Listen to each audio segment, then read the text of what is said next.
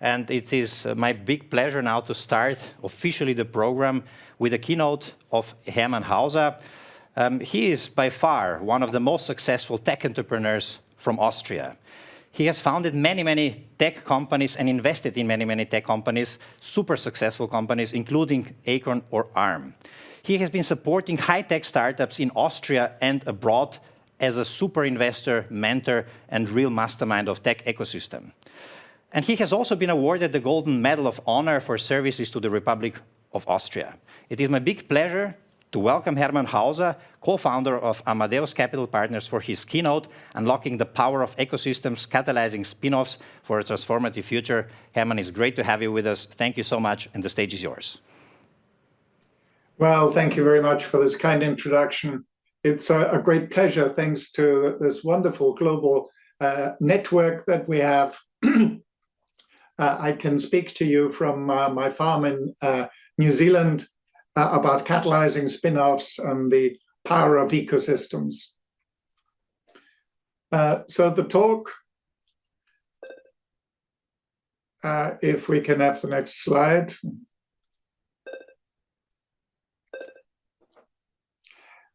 Is about the importance of ecosystems for translating new technologies into successful commercializations. And I thought I'll tell you a little bit about the excitement of Cambridge as a historic example where we grew Arm many years ago, and what it was about the Cambridge ecosystem that allowed Arm to exist in Europe rather than in Silicon Valley.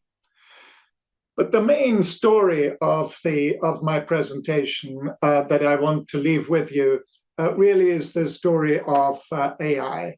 I have never seen anything like this in my life.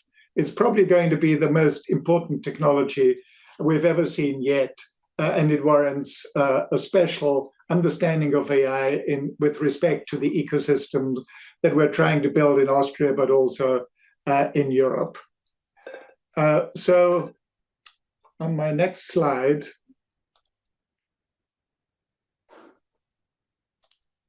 here we go. It's clear that ecosystems are absolutely essential, an essential part of translating new technologies in the economy. Of course, the supreme example of that is Silicon Valley, and the original technology that actually gave Silicon Valley its name is semiconductors. And it was DARPA, the defense organization, that created Silicon Valley. And then I'll go to an example with microprocessors and now with AI. So a quick reminder of why Silicon Valley is so successful. Well, it started before any of the other ecosystems in the world. Around Stanford University, of course, it had a lot of funding from the defense industry, from DARPA, and it basically created the world's first venture capital industry, which then became the template for all other venture capital industries in the world. And it's been spectacularly successful. It turned new technology like search technology into practical monopolies like Google, and the same thing has happened in social networking. But why did some of this also happen in Europe, like in Silicon Fen? Silicon Fen, so-called, now has 4,300 companies, 18 billion in revenues, employs almost 70,000 people. And the government, the UK government, has been so excited about the Cambridge phenomenon, so-called, that it has recently announced to build 250,000 new homes in the Cambridge cluster. Given that we only have 100,000 people at the moment, this is more than a doubling of Cambridge until 2040. But Cambridge also is one of those unicorn clusters with lots of unicorns, including self, that are associated with myself. So here is the Arm story. I've told the Arm story many times, but never in the context of the ecosystem. Why was it that Arm started in Cambridge, England, a European city, and not in Silicon Valley? Well, interestingly, the technology, the RISC technology, was invented in Silicon Valley. It was research papers by John Hennessy and by Patterson at Berkeley that came up with the idea of a reduced instruction set computer that made it happen. But at that time, this was in the 80s, there was an excitement about microprocessor that is almost copied now by the excitement of AI. So everybody was talking about microprocessors. And at Cambridge University, there was a Cambridge Microprocessor Initiative, Cambridge Microprocessor Group, a student group that I had joined, and found Steve Ferber and Sophie Wilson there, who were also very passionate about microprocessors in the same way that people have a passion about AI. So part of the environment realized that there was something fantastically new happening, called microprocessors, and there were people passionate about it. Then we developed a philosophy with our BBC Micro that the only way you could build a really successful computer was designing on silicon. And fortunately for us at the time, Ferranti was the leading FPGA company. They called it a ULA, uncommitted logic array. And we started designing on this piece of leading silicon, global leading silicon. So again, the environment was important. And the computer lab at the time got very excited about providing the tools for designing chips. In those days, there were no design tools. So we could have there was a small group in the computer laboratory in Cambridge that actually had early versions of these design environments. And Cambridge understood the full stack because it has a legacy from EDSAC, which was the first usable computer in the world produced by Professor Wilkes. So it was a university knowledge that there was a whole group of people who had built one of the first computers in the world. And therefore, we had access to Professor Wilkes, who built that computer, and also Professor Wheeler, who was the person who invented the subroutine, for example. He was one of the first programmers of computers in the world. So we always went to him whenever we had a design idea for the ARM to check whether this idea was actually a sensible idea. And he would say, well, it will probably work, and give us the go-ahead. And access to Professor Andy Hopper from the university, who actually brought the RISC papers from Silicon Valley that we then used to produce the ARM processor. And then we had technicians from the Pi company, a local electronics company in the early Cambridge phenomenon that allowed us to hire the people that really understood how to put circuit boards together, and allowed us to actually build the ARM from scratch. So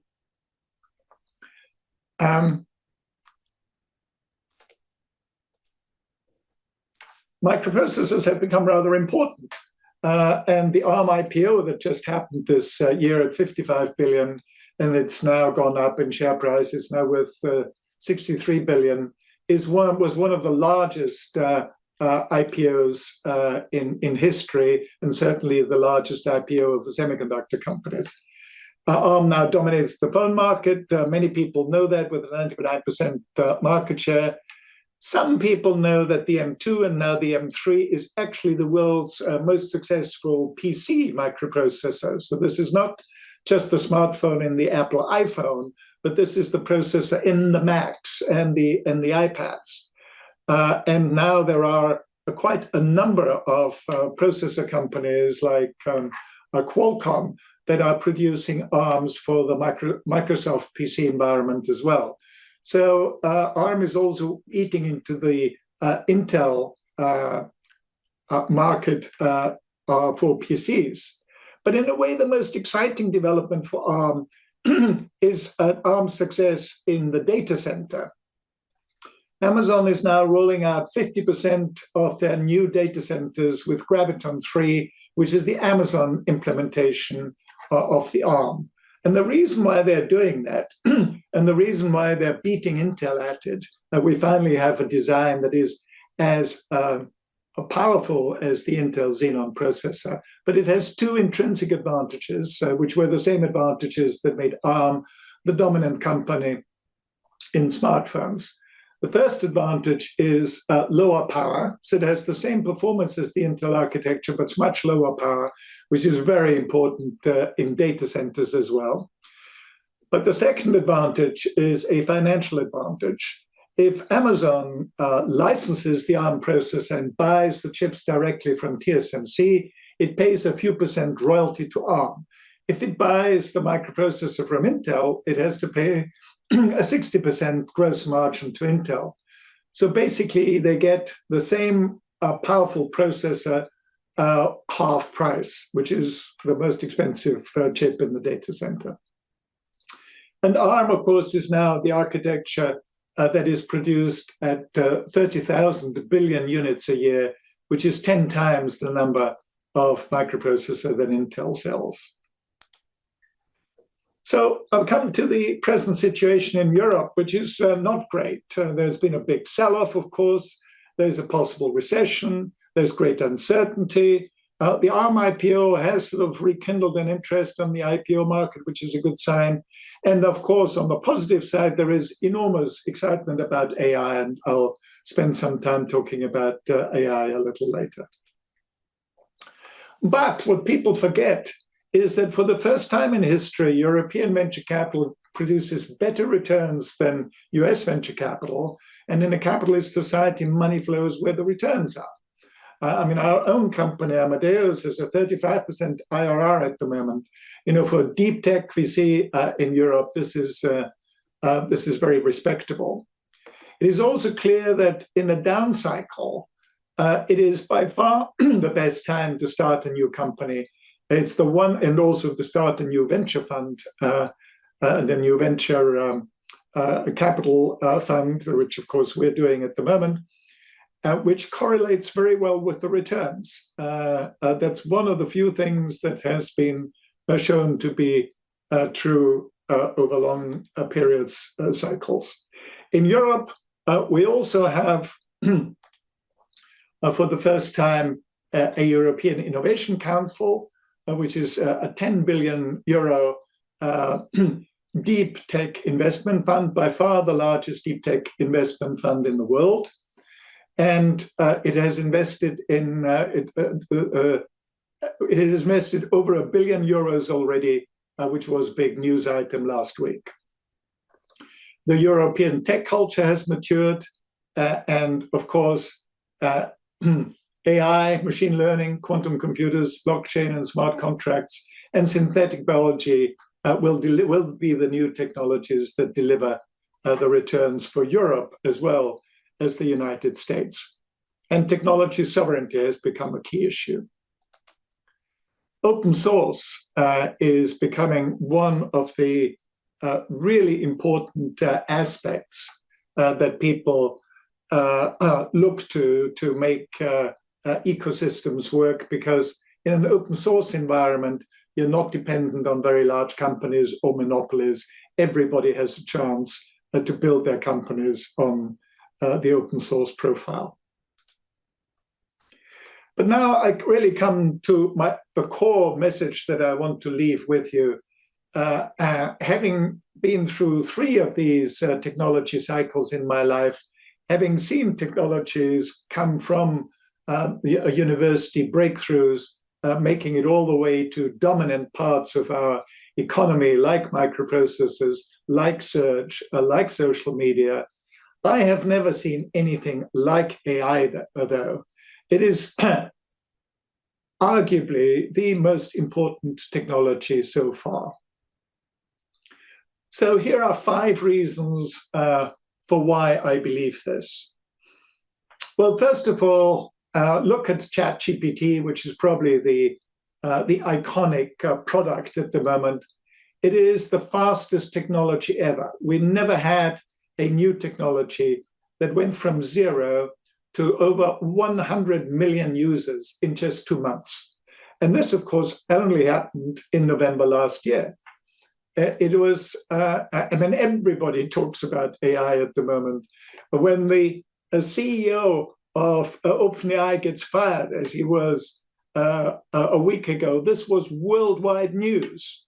How do we remember the last time a case when a CEO was fired and it was the main news on all the news reports in the world? It was also an unbelievable drama, of course, with Sam Altman then being hired by Microsoft and then coming back to OpenAI when the staff revolted and said, if he doesn't come back and the board isn't fired, then they will all resign. I think 700 out of the 770 employees said that they would join Sam Altman at Microsoft. So high drama, but how can it be that a new technology like AI is high drama that reverberates around the world? So one of the reasons, of course, is the fastest technology. But the second point is that it's been trained on everything. We've never had a technology that encompassed everything, all of mathematics, all of physics, all of chemistry, all of biology, all of psychology, all of sociology, history, geography, literature, actually all of everything that we have ever thought about as the human race and produced documents for so that it could be trained on. Which brings me to the third point, that because it has been trained of everything, you can use it for anything. So, of course, the first applications where we see immediate returns is on customer relationship management and on a code pilot, on improving the speed with which people can code. And the productivity increases that we see there in many of our investee companies as well are nothing short of spectacular. They're across the board about 30%, but in case of programming, of computer programming, the improvements are up to 70%. So in a way, it is the productivity technology. Normally, Almaras law holds that people overestimate the short-term effect of a technology and underestimate the long-term effects of a technology. But in this particular case, Amara's law doesn't seem to hold because we see immediate positive effects of AI, which of course brings me to the fifth point, which is a very dangerous point for Europe, because the AI legislation that is before the European Parliament at the moment is of a restrictive kind that could put us at a serious disadvantage for European companies. Because if the United States and China use this new technology to increase their productivity, and all the economists, of course, agree that the core concept of success in the economy is productivity, because it is an increase in productivity that allows us, for all of us, to be better off. Because if with the same amount of work, we can produce a lot more output, then there is more to go around for everybody. So it is absolutely imperative that Europe has access and uses these new AI techniques in the same way that the Americans and the Chinese do. So any legislation that we will have for AI, and I do agree that we need to regulate AI, needs to be done on an international scale so that we don't fall behind the US and China. So let me give you a particular, because of course there's always a lot of discussion, especially in Europe, about the dangers of AI and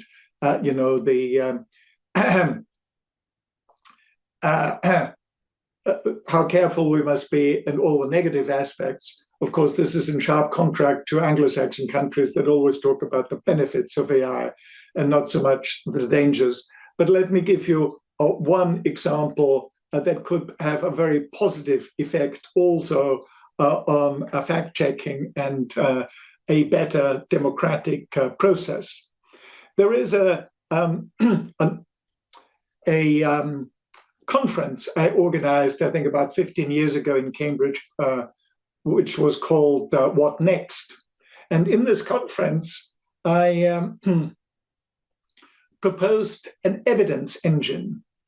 And what was an evidence engine? Well, an evidence engine was like a ticker tape at the bottom of a TV screen where there was a little graph, and if the graph was high up and green, then as a politician or anybody spoke on TV, that would mean that the evidence engine has found a lot of support, a lot of evidence in favor of what the person has just said. If the graph was close to the bottom and red, it found a lot of evidence against what the person has just said in real time.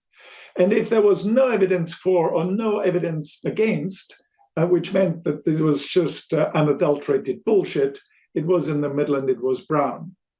Now, why am I telling you that story? Well, I was contacted by William Tunstall-Peter, who runs a Cambridge company called Unlikely AI, who believes that he can build this real-time fact checker next year. Now, this, I believe, could make quite a positive contribution to democracy, because if we listen to people like Trump or Boris Johnson espousing lots of lies, and you can see it in real time that this is actually not true, I think that will help for a better democratic discussion. Now to the Austrian ecosystem. According to the Austrian startup monitor, I'm delighted to see that the ecosystem is developing fast, but the question is it developing fast enough? I've been involved in supporting the Austrian ecosystem for over 20 years now, and I feel that the culture change is now almost complete. When I first started this, there were big doubters on whether this is a sensible thing to do at all, spin-outs. I think everybody now agrees this is an important issue to build up these ecosystems around our universities. The figures are encouraging. Venture capital is more available. Austria now has 6 unicorns. It didn't have any just a few years ago. We do have the spin-off conference, and we do have specific Austrian strengths in areas like quantum computing, life sciences, software, and autonomous driving. So let me just say a few things on quantum computing before I stop for some questions. Quantum computers are a very disruptive new technology that can provide exponentially faster performance than classical computer. And the consequences of that is that we can do molecular modeling of drug molecules, for example, and there, with those, speed up drug trials spectacularly. There is also a key issue with cybersecurity, because quantum computers can crack the RSA 2048 codes that is widely used by all the banks and all the people that encrypt things. But we also have a solution, which is quantum key distribution. And Austria, with quantum industry, might well have one of the leading countries in that.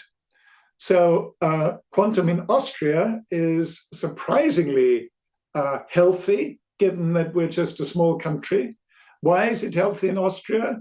Well, because we have got a great history in quantum physics, of course, with Erwin Schrödinger and Wolfgang Pauli, two of the greats of the quantum physics space. We have a recent Nobel Prize with Anton Zeilinger, who got his Nobel Prize for quantum computers. And we've got some early startups like Alpine Quantum Technologies, which is an ion trap computer, Parity QC, which I'm particularly excited about it because it's the only quantum computer architecture company. And in a way, it might be the future arm of quantum computing.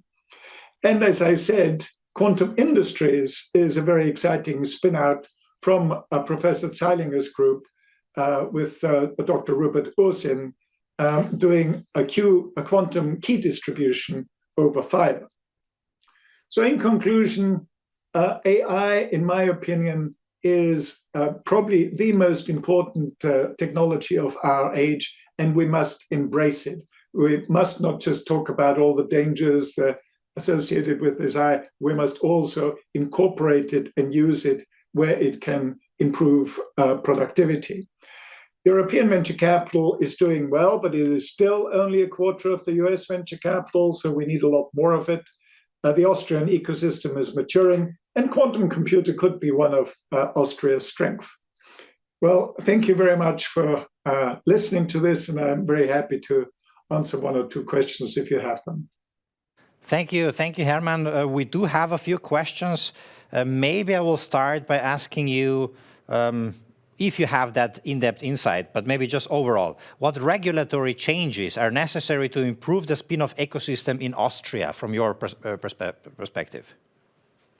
Well, one of the worst things which also came out in a recent survey is the fact that it is still very hard to give share options to people. And I know that Werner has been working on this for many years. I hope that this simple change in our law to make it easy for people to have share options will finally be implemented.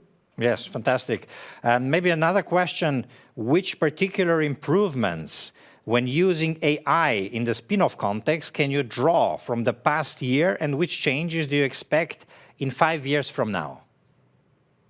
Well, as I said, I've never seen anything like this, because I've never seen a technology that has these immediate effects. So one of the immediate effects that seems to be very easy to implement is the CRM relationships with the public. So because ChatGPT is so good at producing good answers, the relationship with the customers can become a lot more fluent and a lot more helpful with call centers, with the way you deal with the customers. And as I said, the productivity increases that we get in many of our investee companies is 30% on the CRM side. But coding seems to be the most spectacular improvement, up to 70%. Fantastic. And maybe the final question, China and USA are strong in AI ecosystems, technology and products. Europe is strong in regulation. It's a provocative question, I guess. What would you recommend to Europe?